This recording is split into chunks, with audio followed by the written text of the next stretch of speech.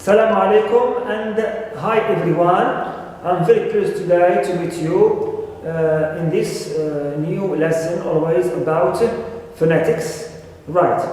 And this time it's about another notion which is strong and weak forms. Strong and weak forms. Now, if you want to learn about what we mean by strong and weak forms, we need to go back to our previous lesson when we learned that we have two types of words, right, at the level of the English sentence. We have the content and lexical words, which are stressed usually, and when they are stressed, it means they take strong form. They take strong form. And also, we learned that there is a second category and type of words which are called grammar or structure words.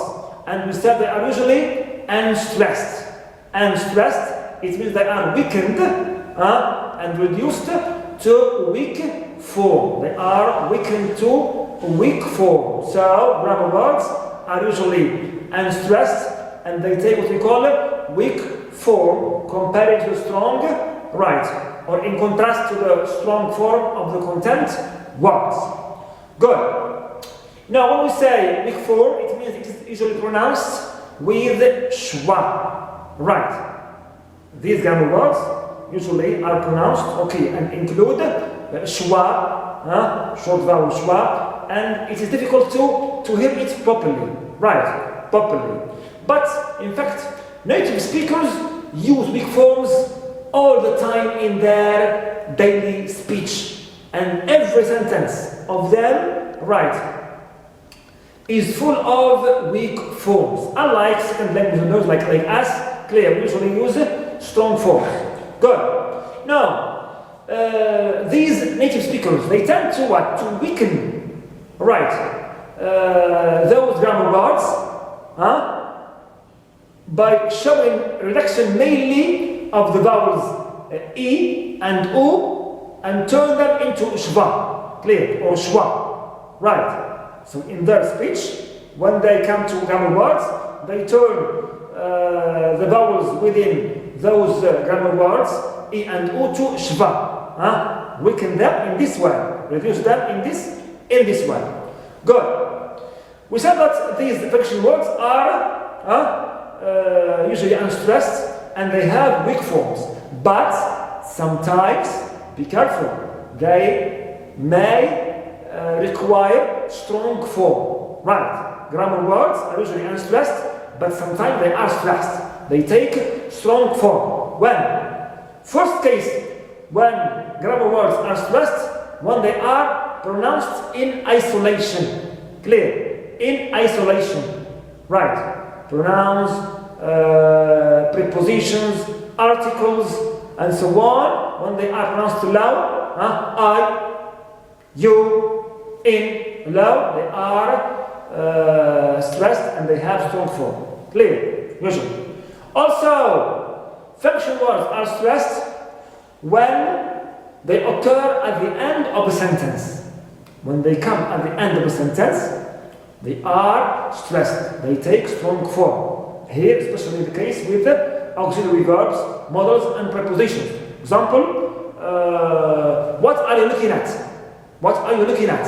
So at the end, although it's preposition, but as it comes at the end of the sentence, it takes a strong form. But in the middle or the beginning, it takes usually weak form. Clear? Good. Also, when these grammar words are emphasized, clear, they are emphasized in a sentence. In a sentence, here we use strong form with them. For example, I can say, you are responsible. You, here we emphasize you, although it is pronoun, but as it's emphasized, it takes a strong form. Strong form, okay. And it is, nevertheless, okay, grammar word. Good. Also, third case, in contrast situations, when we have two, if you can say, comparison between two things, okay, showing the difference between them. For example, I say he likes her, but does she like him? So her and him here, right? Although they are object pronouns, but they are stressed. Why? Because they are put in a situation of contrast. Comparison, okay, of contrast. Right. Also, grammar words are stressed and take strong form on opposite prepositions. Right, when we use a combination of opposite prepositions. Like, for example, I travel to and from London a lot. To and from are stressed here. They have strong form. Right. Why? Because they are opposite one another. Okay, one another. To and from. All right. On and under and so on. In a sentence. Together in a sentence. Good. Also, function words, when they are quoted or cited in a sentence, they take strong form. Example, I can say, don't use between parentheses and too much. Don't use and too much. So and here, and is quoted between quotation marks. Alright, it is stressed and it takes strong form, although it is conjunction and function word. Right.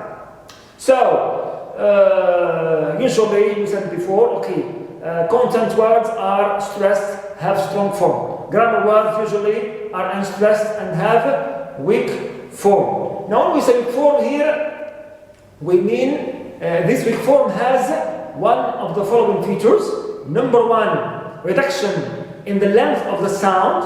Right. In the grammar words, we have reduction in the length of the sound. Alright, mean mainly the vowel is reduced, weakened, right? Reduced and weakened, and it is pronounced faster, clear. Also, we have in weak forms obstruction of vowels towards schwa. Okay, vowels are a bit muted, almost muted, right? Shortened and muted. Also, we have elision of vowels and consonants. Sometimes, right, we lose completely some vowels and consonants. Right, consonants, as we speak or pronounce them rapidly. Right, and using that very short and quick schwa. Right, good. Also, another remark about weak form. Right, concerning function words which start with H. Right, like him and have. Right, they keep this H in their weak form at the beginning of a sentence. Clear? So when have, for example, and him, or any other function word starts with sound H, right, it keeps its H when this word comes at the beginning of a sentence. But in case they come right in the middle or at the end, they lose the H. The H is omitted in the weak form. Clear? In the weak form. Right. Good. So that's all for this simple lesson about strong form and weak form, right, at the level of the English words within the English sentence. What is left is this table, right, which contains the different grammar words, right, with their possible strong and weak forms. Because we said grammar words are usually, right, unstressed, but they may be also sometimes stressed, as we mentioned here. So this table summarizes the possible transcription, the possible cases when they are in strong form and when they are in weak and common form of them. So read it and try to remember how they are pronounced in weak forms as well as in strong forms.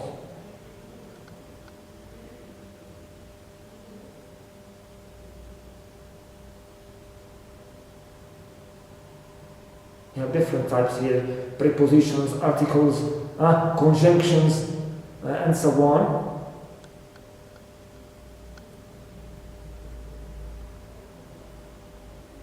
And usually, as you see here, schwa is always present in those grammar words, and their weak form. Thank you so much.